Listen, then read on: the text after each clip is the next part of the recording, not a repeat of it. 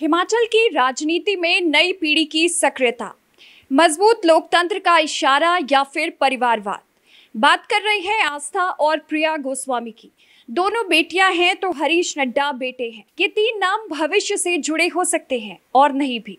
निर्भर करता है कि नेताओं के बच्चों की गंभीरता पर, क्योंकि पैसा कमाना अब इन परिवारों का लक्ष्य नहीं हो सकता। लक्ष्य है तो माता पिता के सहायता राजनीति में करके समाज सेवा के माध्यम से खुद को स्थापित करना। लेकिन जिस तरह के माहौल में 26 साल की आस्था विदेश में अपनी पढ़ाई कर वापस लौटी, LLM की पढ़ाई पूरी कर अब PhD हिमाचल यूनिवर्सिटी से कर रही हैं, वैसा हाई प्रोफाइल माहौल प्रदेश में नहीं है और धूप में तपकर परिवार को आगे बढ़ाने के लिए ये युवा भी सड़कों पर है। बात आस्था की भी होगी, हरीश नड्डा की और प्रिया गोस्वामी की भी करेंगे, क्योंकि ये सभी नाम है। हो सकता है ये सब नाम नए हो, लेकिन सक्रिय जरूर है। आस्था और हरीश दोनों नाम हम उम्र हैं। बचपन की पढ़ाई साथ शिमला में की है और अब सामाजिक कार्यक्रमों के माध्यम से राजनीतिक कदम भी इन दोनों के साथ बढ़ते नजर आ रहे हैं। दोनों में ही एक अलग तरह का जज्बा राजनीति में देखने को मिल रहा है और ऐसा लगने लगा है कि अगली पीढ़ी इतना जान चुकी है कि तब कर ही आगे बढ़ा जा सकता है। यही वजह है कि आस्था और हरीश तपती गर्मी में 40 डिग्री से अधिक तापमान पर पूरा दिन लोगों से मुलाकात कर रहे हैं। आस्था ने तो हरोली में माहौल भी बदल दिया है और साथ ही हरोली के साथ साथ पूरे प्रदेश में आस्था अग्निहोत्री, जो मुकेश अग्निहोत्री और सिमी अग्निहोत्री की बेटी है, पिता का राजनीतिक मंच देखने लगी है। पिछले कल भी अगर बात की जाए तो बड़ा राजनीतिक मंच हरोली में सजा तो सारा श्रेय आस्था ही ले गई।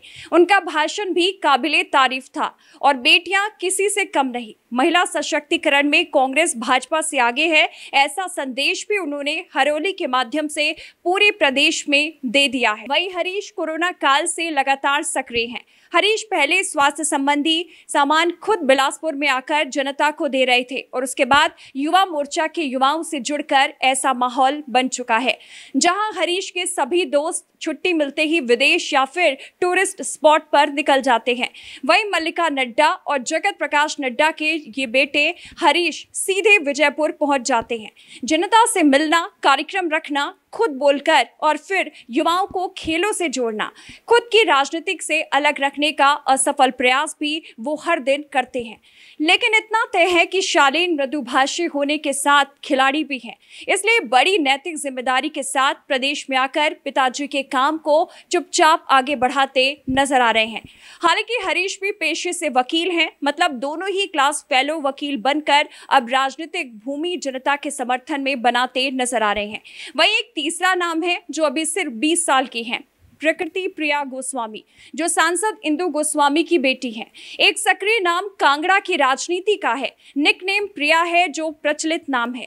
प्रिया की मां ने जब पालमपुर का अचानक चुनाव लड़ा, पूरा परिवार साथ लड़ा था, तो उस समय से ही प्रकृति सामाजिक राजनीति में है। बेशक उनकी उम्र 16 साल रही थी, पढ़ाई का 1 साल भी राजनीति की भेंट चढ़ा। ये भी दिल्ली से LLM कर रही हैं और तीसरे साल में है और मां के साथ 16 साल की उम्र से लगातार सामाजिक कार्य कर रही हैं। कोविड काल में लोगों की सहायता करना और अभी भी पढ़ाई के साथ जब समय मिले सामाजिक कार्यों का हिस्सा प्रकृति बन जाती हैं।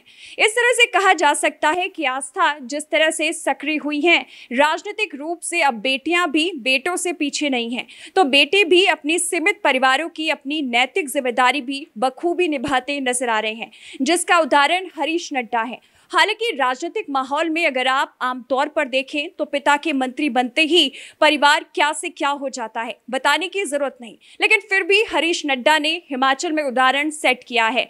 तो आस्था भी बेटे की तरह साथ खड़ी हैं, वहीं प्रकृति भी अपनी मां के साथ सीखती हैं और भीड़ से दूर खड़ी भी नजर आती हैं।